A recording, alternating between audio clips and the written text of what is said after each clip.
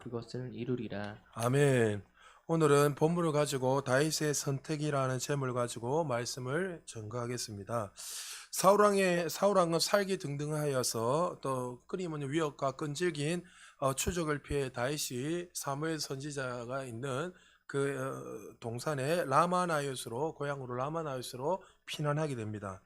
이 소식을 들은 사울 왕이 다윗을 죽이기 위해서 자객을 3번이나 보냅니다. 자객을 3번 보냈지만 그 당시에는 여러 말씀드렸지만 구약과 신약은 좀 다르겠지요. 신약에는 하나님이 우리 거하시는 전이 되어서 하나님이 거하는 전이 되어서 하나님이 임재가 우리를 통해서 나타나고 이제 예수 그리스도를 믿는 모든 자들을 통해서 하나님의 나라가 확장되고 하나님의 역사들이 일어난데, 구약에서는 아직 죄인들이었기 때문에 하나님이 특별한 장소나 지형이나 아니면 기름 부은 자들을 통해서 하나님의 임재와 하나님의 영광이 나타난다고 했습니다. 라마나이ot은 당연히 사무엘 선지자가 살고 있었기 때문에 그 기름 부은 그 사람을 통해서 하나님의 영광이 더 충만했고, 그런 그 라마나이ot 지역 중심으로 그런 하나님의 영광이 나타났는데, 사울이 그 하나님의 임재가 있는 곳에 자객을 보내자마자 3번이나 하나님의 임재를 경험하고 그들이 예언하기를 시작하고, 오히려 다윗을 죽이러 왔지만 죽이지 못하고 하나님을 찬양하고 돌아가는 그런 일이 일어났습니다. 이 소식을 듣자 여러분 당연히 사울 왕이 도저히 안 되겠다 싶어서 직접 그가 분명히 왕이 행차할 때는 절대 혼자 움직이지 않지 않습니까? 어마어마한 군사들이나 아니면 정말 특별한 그 보호하고 있는 그 사람들 중심으로 이렇게 이동하게 될 것인데, 분명히 많은 군사들과 함께 그곳에 이동했을 것입니다. 라마나이온 지역에 가자마자 이 사울 왕도 하나님의 임재를 경험하고 그가 쓰러져서 예언을 하기 시작하고, 많은 사람들이 그때에 사울도 예언한다, 선지자 중에 한 사람이다 하면서 그런 칭호를 받게 되었습니다. 근데 사울 왕이 그 누워 있으면서 온몸을 옷을 다 벗어버리며 그렇게 누워서 하루 동안 예언을 하기 시작했는데, 옷이 벗겨졌다는 것은 수치를 상징한다고 말씀했습니다. 예수님이 옷이 찢어지고 벗겨졌다는 것을 수치를 상징한 것처럼. 그래서 하나님께서 사울 왕에게 사실 기회를 준 것이죠. 사실 제가 늘 말씀드리지만 하나님은 선하시고 사랑에 넘치는 분이기 때문에 우리가 해결을 하면 반드시 돌아와서 하나님 용서해 주실 거죠. 하나님이 바로 사울을 후회하고 버렸지만, 그러나 여전히 하나님은 사울을 사랑하셨기 때문에 끊임없이 많은 사건들을 통해서 그가 회복하고 돌아오기를 원했지만, 사울은 어땠습니까? 그것을 통해서도 하나님 임재를 경험했다면 그가 깨닫고 빨리 돌이켜서 하나님 앞에 다시 회복하고 돌아서있는데 불구하고 그는 그렇게 살아가지 않았다는 거죠. 그는 끝까지 하나님이 영광을 돌린 것이 아니라 자신께 영광을 돌리고 자신의 방법에 옳은 대로 살았던 왕이었습니다. 그래서 사울 왕은 1년 이후에 자신의 모든 사람들이 이제 다윗을 쫓아다니고 여러 가지 많은 전쟁이 있지만 하나님과 상관없이 살아가는 왕으로서 살아가게 됩니다. 다윗은 하나님이 절대적인 이 은혜를 경험했습니다. 그러나 그는 이 은혜를 경험했는데 불구하고 그에게는 여전히 그 두려움과 불안함이 그에게 있었습니다. 마치 이런 거죠. 성경에는 없지만은 그의 그 상황을 보고 태도를 보면, 저는 문맥을 보면 알 수 있는 것처럼, 내가 이 라마나 지역에 계속 머물러 있으면 계속 사울 왕이 자객을 보내서 나를 죽이지 않을까 하는 이 두려움이 이 다윗에게는 계속 있었습니다. 내가 내 인생을 언제 여기 라마나에서 계속 살다가 썩어서 끝나는 것은 아닌가? 하나님이 사무엘 선지자를 통해서 나에게 기름을 부으셔서 왕으로 세우셨지만 내가 정말 이곳에 계속 머물러 있으면 왕이 될 수 있을 것인가? 그리고 정말 나와 함께 했던 저 부하들이 정말 믿을 수 있는가? 쿠데타가 혹시 또 이 안에서 일어나서 나를 죽여가지고 사울왕에 바치는 것은 아닌가? 이런 저는 생각이 그에게는 별의별 생각이 분명히 들었을 것입니다. 그래서 여기 보면은 이 다윗이 오늘 본문에 들어가기 전에 오늘 읽었던 내용을 읽어보면 다윗의 영성이 어떻는지 오늘 본문을 통해서 알 수 있다는 거죠. 여러분, 이 말씀을 준비하면서 우리 청년들 보면 참 청년 때 보면은 생활하는 거 보면 냄비 신앙이라고 많이 하잖아요. 냄비 신앙이 뭐냐면 갑자기 확 끓었다가 하나님 향해서 뜨거운 마음이 확 생겼다가 한순간에 무너질 때가 참 많이 있습니다. 꼭 청년만 그렇다는 것이 아니라 일반적으로 처음 예수를 만나고 나면 막 가슴이 뜨거워지고 막 신앙이 막 뜨거워져 부풀는 거죠. 냄비가 뜨거워지는 거죠. 확 달고오르다가 한순간에 무너지는 것들이 청년 때나 아니면 신앙 초기에 이런 일들이 많이 일어납니다. 그런데 이 사람들을 보면은 신앙에 어떤 믿음이 없고 어떤 기준이 세워지지 않으면 이렇게 신앙이 업다운이 계속 심하게 일어날 때가 있습니다. 그러다가 어느 날 정말 하나님을 깊이 만나게 되고 이제 그 인생 속에서 하나님이 누구신지 분명히 알게 되고 그가 정말 흔들리지 않는 하나님의 말씀 위에 든든하게 세워지면 어떤 수많은 비바람이 불어도 정말 수많은 어려움이 닥쳐도 그 사람은 흔들림 없이 주님 앞에 서게 된다는 거죠. 오늘 본문에는 마치 다윗이 아직 그가 10대의 부르심을 받았기 때문에 10대의 기름 부음을 받았기 때문에 그가 어릴 때부터 하나님이 누구신지는 알았지만 그 전지전능하신 하나님 그의 삶 속에서 정말 인격적으로 만난 그 하나님을 아직까지는 잘 몰랐던 것 같습니다. 그러니까 오늘 본문에 보면 그가 수많은 어려움 가운데 이 라마나에서 하나님의 영광을 보고 하나님이 그를 보호하고 지켜주신 걸 봤지만 여전히 그 인생 속에서는 하나님을 향한 절대적인 신앙이 아니라 두려움 때문에 하나님 그 두려움 때문에 그 눈에 보이는 그 환경 때문에 하나님의 은혜를 잊어버리고 도망가 버리게 되다는 거죠. 그가 라마나요스는 은혜를 상징하는 곳이고 하나님 임재를 상징하는 곳인데 이 라마나요 지역에서 그가 어떻게 해요? 도망갔다고 오늘 본문에서 말씀하고 있습니다. 20장 1절입니다. 우리 같이 한번 읽어볼까요? 시작. 다윗이 라마나에서 도망하여 요나단에게 이르되 내가 무엇을 하였으며 내 죄악이 무엇이며 내 아버지 앞에서 내 죄가 무엇이기에 그가 내 생명을 찾느냐. 라마나요스에 도망갔다는 말은 자기 인생의 멘토 영적인 지도자가 있는 선지자를 떠났다는 거죠. 영적인 멘토가 있다는 건 참 귀한 일이고 어떤 일이 일어날 때에 정말 여러분들 이 사람이 어디에 지배를 받고 살아가는가 딱 보면 어떻게 알 수 있냐면 어떤 똑같은 문제가 닥쳐서 어려움이 닥쳤을 때 이 사람이 현실을 바라보고 현실 앞에 매몰되어서 그 세상을 향해서 달려가는지 아니면 정말 은혜의 자리 하나님이 함께하는 자리에 아니면 어떤 영적인 멘토나 정말 은혜 있는 그 자리에 머물러서 살아가고 있는지 보면 알 수 있다는 거죠. 다윗은 지금 그 어려움을 당했을 때 이 은혜의 자리를 뛰쳐버리고 어디로 가냐면 친구 요나단을 찾아갔습니다. 친구 요나단을 찾아가는 것이 문제가 아니었지만 그러나 이 요나단은 누구입니까? 사울왕의 아들이었고 이제 말 그대로 차기 계승자입니다. 이렇게 계속 있다가 죽을 것 같고 왕도 되지 못할 것 같은 이 다윗이 마음이 계속 요동하게 되고 불안하게 되니까 믿을 만한 사람은 누구밖에 없다는 거죠. 친구 요나단밖에 없다. 하나님이 선지자 사무엘을 붙여넣어서 그 라마나에서 은혜를 경험하게 하고 그를 통해서 말씀을 배우고 하나님 누구인지 알기를 원했지만 그는 현실의 벽 앞에서 그 은혜 자리를 뛰쳐나와서 이제 친구 요나단을 향해서 달려나간 거죠. 사실 친구 요나단에게 찾아간 것은 이런 마음이 있는 거예요. 사울왕이 지금 나를 위협하고 있다. 너희 아버지가 지금 나를 죽이려고 한다. 정말 왜 그런지 그 진위를 묻고 싶어서 사실 요나단에게 찾아간 거예요. 이 문제를 통해서 하나님을 바라본 것이 아니라 왜 이런 일들이 일어날까? 이것을 통해서 이 상황을 바라보는 것이 아니라 하나님을 바라본 것이 아니라 이 상황을 헤쳐나가는 방법이 잘못됐다는 거죠. 많은 사람들 신앙생활 하다 보면 그리스도 안에도 마찬가지입니다. 그 현실의 수많은 벽 앞에서 은혜의 자리에 머무기를 원한 것이 아니라 주는 그리스도 살아계신 하나님의 아들이라고 고백하고 주님 믿습니다. 하나님 나의 주인이십니다. 왕입니다. 이렇게 많은 사람들 고백하고 말하고 고백하고 믿지만은 현실의 어려움이 딱 닥칠 때 보면 주는 그리스도가 아니라 현실의 벽 앞에서 세상을 당해하고 내가 정말 더 익숙하게 원하는 어떤 세상 사람들에게 쫓아나서 그 문제를 해결할 때가 얼마나 많이 있는지 모른다는 거죠. 우리 열심도 최선을 다해서 해야 됩니다. 그러나 사실 이 다윗은 지금 이런 어려움이 닥치는 것이 무엇인지 그가 알았어야 됩니다. 그가 왕이 됨으로부터 이런 일이 있었지만 나중에 뒤에서 이야기하겠지만 그 이 진위를 정말 하나님 앞에 엎드려서 질문해야 되는데 그것이 아니라 근데 현실의 벽 앞에서 원망을 하며 부평을 하며 살아갔다는 거죠. 그래서 이 위기가 닥쳐보면 이 신앙의 근간이 어디에 오는지 알 수 있다는 거죠. 왜요?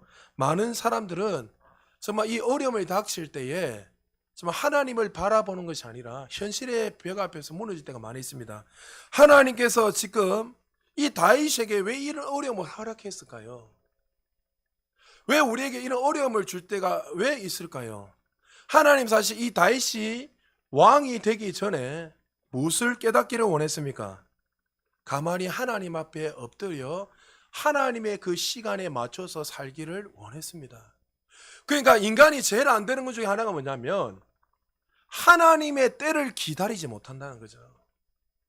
하나님이 원하시는 그때의 하나님의 방법으로 우리가 어떤 일을 해야 되는데 많은 사람들이 이 조급함 때문에 어려움이 닥치다 보면은 그 문제의 그 실마리나 전능하신 하나님께 달려 있는데 그 하나님을 보는 것이 아니라 눈에 보이는 그 현실이 익숙하기 때문에 하나님은 영이시니까 그 영이 영이니까 보이지도 않고 실체가 드러나지 않으니까 확실하지도 않는 것 같고 하니까 어떻게 해요?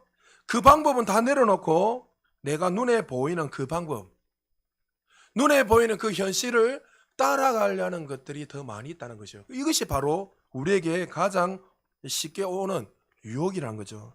다윗은 요나단을 찾아가며 뭔가 답이 있을 것 같아 제일 먼저 찾아갔습니다. 그러나 하나님은 다윗을 왕으로 기름 부은 후 제일 먼저 훈련시키고자 했던 것은 하나님의 시간과 하나님의 방법으로 살기를 원했습니다. 하나님이 사울을 첫째 왕으로 부르셨을 때, 이스라엘의 초대 왕을 부르셨을 때도 사무엘 선지자를 통해서 계속 한 말이 뭡니까? 왕이요, 왕인 하나님의 말씀을 청종하십시오. 청종하는 말은 뭡니까? 하나님의 때를 기다리라는 거예요. 아무리 합리적으로 논리적으로 눈에 보일 때 내가 이길 수 있고 승리할 수 있는 전쟁이라 할지라도 하나님이 말씀하실 때까지 그 자리에 엎드려 기도해라는 거예요. 여러분, 그런 인생 되기를 지금 축복합니다. 여러분, 너무나 이게 중요한 거예요. 여러분 인생을 한번 자세히 보십시오. 여러분의 경영이 언제부터 틀어졌죠?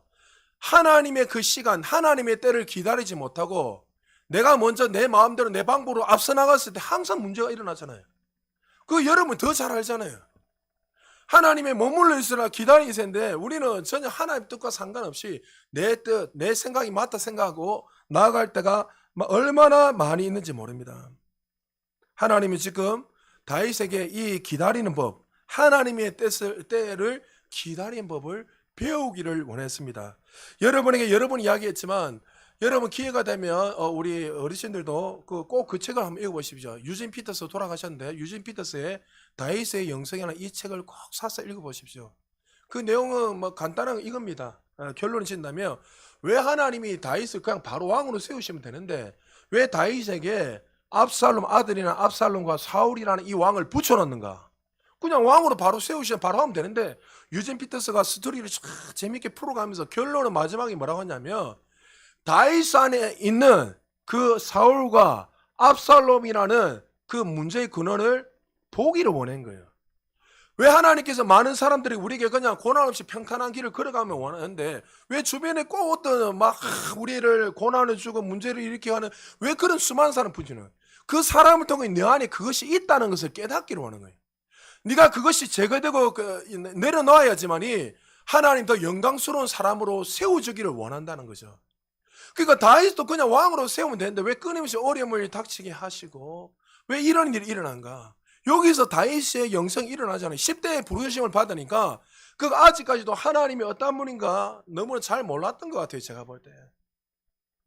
그러니까 그 경험을 통해서 나중에 말씀드리겠지만 그가 나중에 깨닫게 되죠. 근데 그는 어떻게 이 문제가 터질 때 은혜의 자리, 그 영적인 멘토가 있는 부부하고 그 말을 듣지 않고 그 은혜의 자리에 떠나서 라마나이즈에 떠나서 그 현실의 벽을 뛰어나가서 요나단 친구에게 따지는 거예요. 왜 나한테 이렇게 하느냐? 너가 아버지가 왜 지금 나한테 이를 죽이려 하느냐? 내만큼 이렇게 충성하는 사람이 어디 있느냐? 이렇게 그는 달려나서 이야기하는 거죠. 유명한 테니스 선수 아드 애쉬라는 분이 있습니다. 흑인 최초로 메이저 테니스 대회에서 우승을 했고 세계 테니스 대회 메이저 대회에서 우승을 한 사람입니다. 만델라 대통령도 이분을 보고 싶어서 초대할 정도로 유명한 테니스 선수였는데 아드 애쉬 아버지는 경비원 일을 했습니다. 경비를 하면서 어려운 일을 하면서도 그 아이를 어릴 때부터 신앙 교육을 철두철미하게 가르쳤던 독실한 크리스찬이었습니다. 그런데 아다가 심장병에 걸려 수술을 하게 되었을 때 수혈을 잘못 받아서 에이즈에 걸리게 되었습니다. 그러니까 기자들이 와서 이 아다가 독실한 크리스찬인 것을 알고 질문합니다. 당신은 억울하지 않습니까? 하나님을 향해서 원망하지 않습니까? 당신이 하나님이 살아계시다면 당신은 왜 이런 일을 했습니까? 억울하지 않습니까? 왜입니까? 이렇게 질문하지 해야 되지 않습니까? 그때 아다가 이렇게 그 기자를 향해서 이야기했습니다. 아니요, 단 한 번도 그런 생각을 가져본 적이 없습니다. 내가 윈블던 우승컵을 들 때도 왜 나입니까를 묻지 않았고 이 갑작스러운 고통과 불행 앞에서 왜 나입니까라고 저는 한 번도 물은 적이 없습니다. 그러니까 사무엘상 20장 1절에 보면 여러분 무슨 말이 나오냐면 다윗이 공통점이 하나 나오는데 나라는 이 단어가 4번이나 반복적으로 나오는 거예요. 왜 나입니까라는 이 단어가 4번이나 나온 거예요. 이 말은 뭡니까? 지금 하나님을 바라본 것이 아니라 그 문제에 매몰돼 가지고 문제에 이 완전히 사로잡혀 버려 가지고 이 현실의 벽 앞에서 하나님은 전혀 보지 않고 남을 향해서 누굴 향해서 원망하고 불평하며 살아가고 있다는 거죠.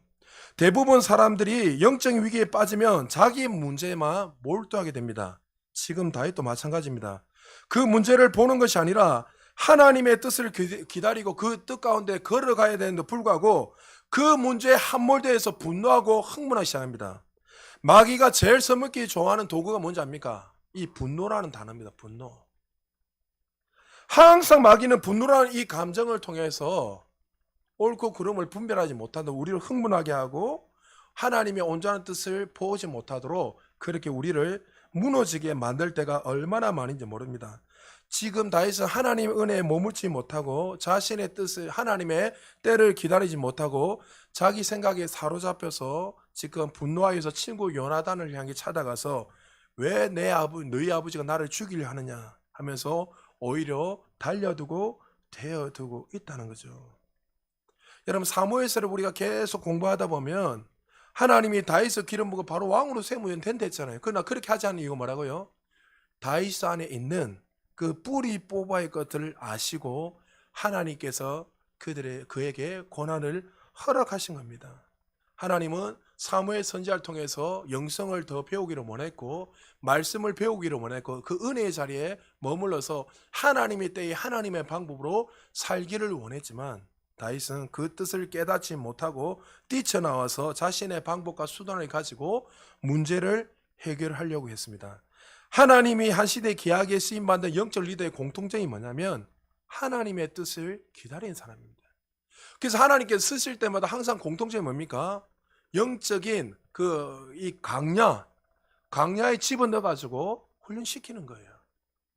그래서 그 강야에 집어넣어가지고 마치 앞이 보이지 않고 캄캄하고 아무도 없는 그곳에서 정말 절대 의존적으로 하나님만 의지할 수 있도록 그 강야 훈련을 시키는 거예요. 어떤 사람은 빨리 순종해서 그 강야의 시간이 빨리 짧아지는 사람이 있는데 어떤 사람은 어떻게 해요? 그것을 깨달지 못하니까 자신의 것을 내려놓고 끊임없이 내려놓고 이 안에 있는 잘못된 것들을 죽이고 없애져야 되는데 불구하고 여전히 몸부림치면서 자기 의를 드러내고 살아가는 사람들이 많이 있다는 거죠. 그런 사람들이 이스라엘 사람 40년 동안 그 돌다 다 죽어버린 거예요.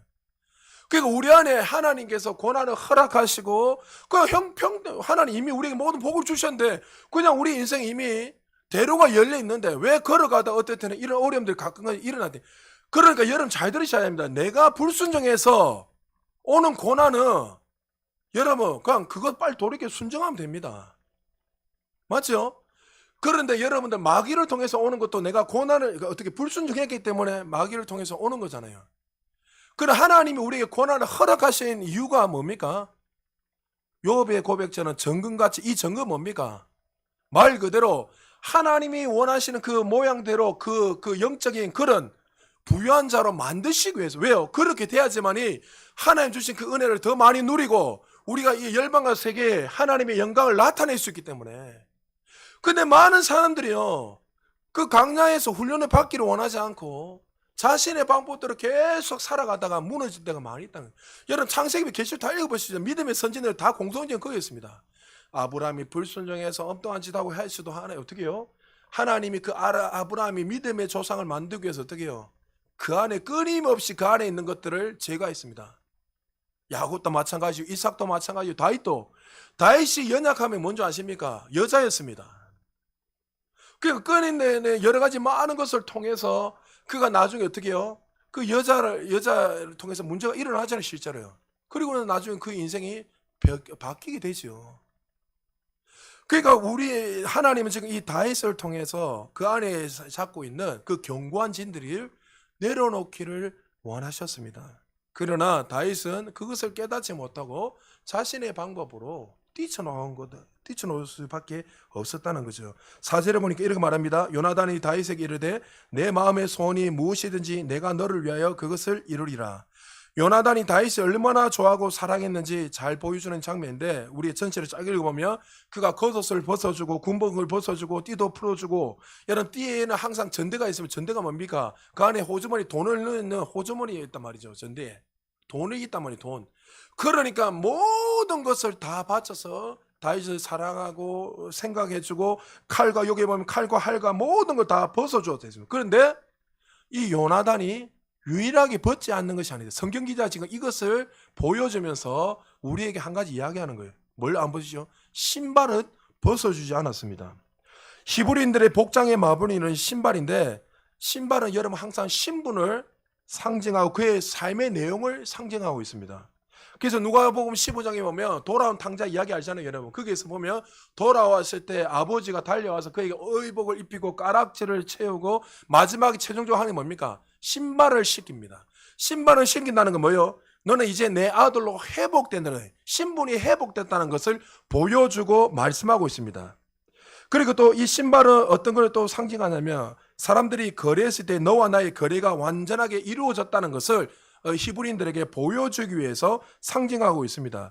그런데 요나단은 모든 것을 다 벗어주고 다 했지만 활도 주고 칼도 주고 다 줬지만 뭘만 안 줬다고요? 신발을 벗어주지 않았다면은 성경 기자가 이것을 통해서 무엇을 보여주냐면 요나단과 다윗은 서로 사랑하고 그들을 존중했지만 그들이 걸어가는 길은 달랐다는 것을 보여주고 있는 거예요. 요나단은 다윗을 누구보다도 생명처럼 여기고 사랑했지만 그는 다윗의 길, 하나님의 길로 걸어가지 않고 사울의 집으로 돌아가게 됩니다. 사울의 집과 다윗의 집을 향한 중요한 영적 암시가 바로 이것을 통해 보여줍니다. 그래서 이 성경 기자는 사무엘상 26장 25절에서 이렇게 말씀하고 있습니다. 우리 같이 한번 읽어볼까요? 시작. 사울이 다윗에게 이르되 내 아들 다윗아 내게 복이 있을지로다. 내가 큰 일을 행하겠고 반드시 승리를 얻으리라 하니라. 다윗은 자기 길로 가고 사울은 자기 곳으로 돌아가니라. 성경에는 항상 길이 그 사람의 태도와 방식을 이야기하는 거예요. 그러니까 그들은 서로 사랑하고 애정을 가지고 이렇게 했지만 요나단은 어떻게 해요? 끝까지 하나님의 길로 나중에 다윗을 통해서 메시아가 나오잖아요. 그 그리스도의 길을 걸어가지 않고 그는 결국에 아버지 사울의 식탁을 선택함으로 말미암아 나중에 사무엘상 31장에 보면 사울 왕이 죽을 때 한날 한시에 같이 그는 생을 마감하는 그런 비참한 왕자가 되어버립니다. 그러니까 이것을 통해서 우리가 알아야 될 것은 뭐냐면 우리는 주는 그리스도의 살아계신 하나님의 아들이라고 고백하려고 주님 없이는 절대로 살 수 없다고 그렇게 경험하고 또 다윗처럼 하나님 은혜를 경험하지만 현실의 벽 앞에서는 여전히 어떻게 해요? 이 요나단과 같이 그 하나님 앞에 신발도 벗어넣죠. 최종적으로 그 모든 것을 벗어넣지도 못하고 걸어갈 때가 얼마나 많이 있는지 모른다는 거죠. 신앙의 성숙이라는 것은 성숙한 사람은 어떻게 해요? 나는 죽고 예수로 사는 거예요. 다시 말해서 신앙의 깊이가 더 연륜이 쌓이면 쌓일수록 그냥 그 인생에 10년, 20년, 30년 저 사람 신앙에 연륜이 있다 이것이 아니라 진짜 연륜이 있다는 건 뭐예요? 그의 삶 속에서 예수가 드러나고 예수님이 걸어간 그 길을 절대적으로 순종하며 살아가는 사람입니다. 그러니까 그 사람의 신앙이 연륜이 깊으면 깊을수록 어떻게 해요? 그의 모습에는 자신의 의는 없고 사라지고 누구만 나타난 거죠? 예수님만 드러나는 거예요. 왜 신앙생활이 30년, 40년 하면 할수록 자기애가 더 많이 드러나죠. 그 신앙생활을 잘못하고 있다는 거예요. 많은 사람들이. 신앙이 성숙하면 할수록 누굴 닮아가죠? 겸손의 왕이신 예수 그리스도. 예수님은 왕이셨지만 이 땅의 주인이셨지만 이 하늘과 땅의 모든 건설의 주인이셨지만 우리를 구원하시기 위해서 낳고 난 이곳에 오셔서 신이 어떻게 해요? 우리를 대신 십자가에 죽으신 거. 왜 죽으셨죠? 하나님의 말씀에 순종했기 때문에. 그게 겸손이고 신앙생활이 성숙해지면 성숙해지도록 내 의는 사라지고 내 자의는 사라지고 그 하나님의 이름만이 하나님의 말씀만이 나타난다는 거죠. 자, 우리 3절에 보니까 이렇게 다윗이 고백합니다. 우리 3절 읽어보겠습니다. 시작. 다윗이 또 맹세하여 이르되 내가 내게 은혜 받은 줄을 내 아버지께서 밝히 알고 스스로 이르기를 요나단이 슬퍼할까 두려운즉 그에게 이것을 알리지 아니하리라 함이니라. 그러나 진실로 여호와의 살아계심과 내 생명을 두고 맹세하노니 나와 죽음의 사이는 한 걸음뿐이라. 그러니까 다윗이 지금 이 영성을 보면 첫 번째 하나님의 때를 기다리지 못하고 하나님의 방법으로 그는 인생을 그렇게 살았습니다. 그리고 또 한 가지 보니까 다윗은 지금 조급해하고 걱정하고 염려하고 근심하고 있습니다. 근데 조급해하고 걱정하고 근심하는 가장 큰 이유가 뭡니까? 생명에 대한 두려움 때문입니다. 하나님의 은혜 가운데 뜻 가운데 살아가지 않으면 우리는 다른 것에 지배를 받으며 살 수밖에 없습니다. 다윗이 하나님의 때를 기다리지 못하고 하나님의 그 은혜 가운데 살아가지 못하니까 현실의 벽 앞에서 자신의 영혼이 잠식되어 버렸습니다.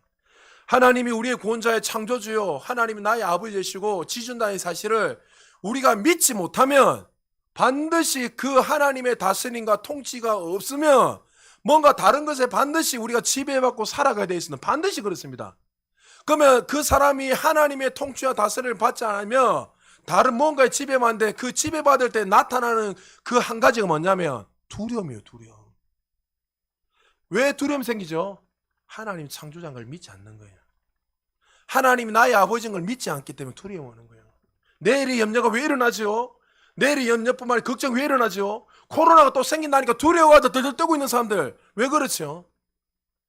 조심해라 말이 아니라 조심해야지 우리가 할 것은 손도 깨끗하시고 소독해야죠. 그러나 왜 그런 수많은 뉴스를 통해서 매체를 통해 들을 때마다 내 안에 자꾸 두려움이 생기죠. 내일에 대한 염려가 일어나죠. 하나님을 믿지 않는 거예요. 그래서 시편 23편 4절에 보니까 내가 음침한 골짜기를 다녀도 해를 두려워하지 않는 것은 우리가 수많은 어려움을 당하고 그 사망 안에 걸어간다 할지라도 수많은 원수가 우리를 우겨 삼아도 두려워하지 않는 이유가 뭐라고요? 하나님 누군지 아는 사람은 두려움이 없는 거예요. 할렐루야. 그리고 시편 34편 4절에 보니까 여호와께 간구하면 내가 응답하시고 내 모든 두려움은 나를 끊으시는. 왜 많은 사람 두려워하죠? 하나님 나의 기도를 응답을 없으시고 나의 간구를 듣지 못한다. 하나님 나의 그 기도를 듣지 않는 사람들에게 두려움 오는 거예요. 이 말씀을 반대로 한번 생각해 보세요. 시편 56편 2절에 보니까 내가 두려워한 날에 내가 주를 의지하리라. 두려워하는 사람 왜 두려워? 주님을 의지하지 않는 사람 두려워하죠. 그리고 잠언 1장 33절에 보니까 오직 내 말을 듣는 자는 평안. 그러니까 하나님 누구신지 분명히 알고 살아가는 사람들은 그 안에 날마다 샬롬이 그 평강이 있는데 재앙의 두려움이 없이 안전하리라 분명히 말씀하고 있죠. 그러니까 하나님 누구신지 정확하게 모르면 그것을 지식적으로 하는 거와 정말 살아계신 그 하나님을 만나고 레마로 살아가는 사람과는 다르다는 거죠. 잠언 29장 25절에도 우리 같이 한번 읽어볼까요? 시작. 사람을 두려워하면 올무에 걸리게 되거니와 여호와를 의지하는 자는 안전하리라. 할렐루야. 그러니까 하나님은 우리를 두려워할 대상도 아니고 하나님이 누구신지 분명하게 알게 되면 우리는 정말 세상의 수많은 올무와 그런 염려, 걱정에 사로잡히는 것이 아니라 오히려 그 가운데서 평안히 잠잘 수 있는 거예요. 여러분이 말씀드렸잖아요. 천둥 번개가 칠 때에 그 그림이 옛날에 말씀드렸잖아요. 어미의 젖가슴에 아이가 다 젖을 먹고 있는데 천둥 벼락이 치고 밖에서 난리가 나는데도 이 아이의 얼굴을 보니까 어때요? 평안한 거예요. 왜 평안하죠? 엄마의 그 품 안에 안겨 있으니까 그 아이는 그 가운데서도 기뻐하고 잔잔하게 잠을 자는 거죠. 어떤 사람이 그렇게 잘 수 있죠? 하나님이 누구신지 정확하게 그걸 믿는 사람, 그런 사람이 두려움이 사라지고 기쁨이 넘친다는 거죠. 다윗은 지금 이렇게 고백하고 있어요. 3절에 뭐요? 자기와 죽음 사이가 한 걸음입니다. 이렇게 이야기하는 거예요. 그러니까 지금 다윗의 영적 수준이 딱 드러나죠. 그러나 하나님이 함께 하시는 것을 끊임없이 보여줬고, 라마나에서 수많은 자격들이 오고, 사울왕이 와서도 그 지키고 보호하고, 골리앗과의 그 전쟁 가운데서도 정말 이길 수 없는 그 상황 속에서도 하나님이 그를 이기게 하시고 승리케 하시고, 그를 정말 사울은 천천히 다윗은 만맛이라며 그 하나님이 함께 하시는 그 수많은 것들을 끊임없이 보여주고 말씀하고 있었지만, 그는 어떻게 해요? 그 은혜를 잊어버리고 라마나의 그 하나님 영광 임재를 잊어버리고 자신의 방법을 현실의 벽 앞에서 그것을 받아들이고 하나님 누구신지 믿지 않고 살아가니까 두려움이 엄습하니까 뭐예요? 나와 죽음 사이는 한 걸음뿐입니다. 이런 고백이 나오게 된다는 거죠. 지금 다윗이 누구를 바라보고 있죠? 하나님을 바라보는 것이 아니라 현실의 벽 앞에 동화돼서 자신의 방법으로 문제를 해결하려고 우리가 열심히 해야죠. 우리가 해야 될 거 하나님이 할 게 있다는 거죠. 근데 우리는 중요한 것은 뭐냐면 하나님이 해야 될 거를 안 맡기고 자꾸 내가 뭔가를 하려 하는 거예요. 그 하나님이 해야 될 거, 내가 해야 될 거 분명히 구분 지어지지 않으면 우리의 삶에 문제가 생기는 거예요. 근데 우리는 어떻게 해요? 하나님이 해야 될 것도 누가 한다고요? 내가 하기 때문에 문제가 생긴다는 거죠. 사랑하는 여러분, 오늘 하나님은 이 다윗을 통해서 우리의 그 시각이, 우리의 눈이 하나님께 이렇게 집중하기를 원합니다. 그는 정말 요나단에게 쫓아가서 요나단이 자신을 보호할 수 있다고 생각했습니다. 지켜줄 수 있다고 생각했습니다. 그러나 아직까지 다윗이 신앙관이 하나님이 누구신지에 대한 그 절대적인 믿음이 없었던 것 같습니다. 그리고 다윗과 요나단은 오늘 보면 우리 읽지 않았지만 사울왕이 나를 정말 죽이려 하는지 한 번 더 확인하기 위해서 그 궁궐에서 여러 가지 사건을 통해서 보여주면서 결론은 사울왕이 나를 죽이려고 한다는 것을 다시 한번 알자 그가 그날 이후로 이제 왕궁을 떠나게 됩니다. 이제 왕궁에서 있는 그 모든 혜택, 사유로서의 혜택, 그 모든 혜택을 누리지 못하고 그는 본격적으로 들판에서 강야 생활을 하면서 살아갑니다. 그런데 다윗이 어느 지점까지 그 영성이 떨어지냐면 사무엘상 21장 10절에서 13절에 보면 이렇게 말합니다. 한 절씩 교독합니다. 그날에 다윗이 사울을 두려워하여 일어나 도망하여 가드왕 아기스에게로 가니 아기스의 신하들이 아기스에게 말하되 이는 그 땅의 왕 다윗이 아니니까 무리가 춤추며 이 사람의 일을 노래하여 이르되 사울이 죽인 자는 천천히요 다윗은 만만히로다 하지 아니하였나이까 한지라. 다윗이 이 말을 그의 마음에 두고 가드왕 아기스를 심히 두려워하여 그들 앞에서 그의 행동을 변하여 미친 채 하고 대문짝에 그적거리며 침을 수염에 흘리매. 아멘. 하나님을 바라보지 못하고 두려움에 사로잡힌 다윗은 사울을 피해서 블레셋의 가드 지역 아기스의 왕국을 피신합니다. 여러분 이 가드 지역에 여러분 우리 공부했지만 누구가 나왔죠? 골리앗이 나왔죠. 그러니까 이미 그 전에 골리앗을 이겼던 장소입니다. 그 사람들이 나와요. 골리앗이 나온 곳이에요. 그 정말 변두리 그 북두 지역 그 지역에 자기가 살기 위해서 도망갔습니다. 근데 여기에서 보니까 한번 생각해 보십시오. 이 다윗이 누군지 그 아기스 왕은 다 알고 있어요. 그런데 이야기하면서 비난거리면서 사울은 천천히요 다윗은 만만입니다 하면서 쫙 내용 읽어보면 다윗이 딱 보니까 아기스 왕이 그 블레셋 사람인 자신을 죽이려는 거예요. 왜? 다윗이 어떠한 사람인가 알았기 때문에. 그러니까 이 다윗이 살려고 어떻게 합니까?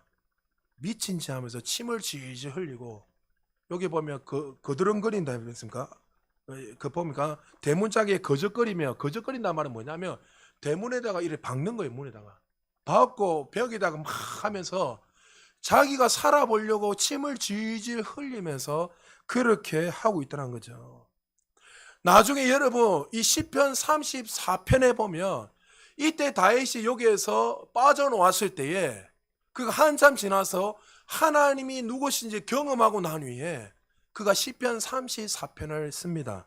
여러분 시편 34편에 보면 1절에서 우리 원래는 다 읽어야 되는데 8절까지만 보겠습니다.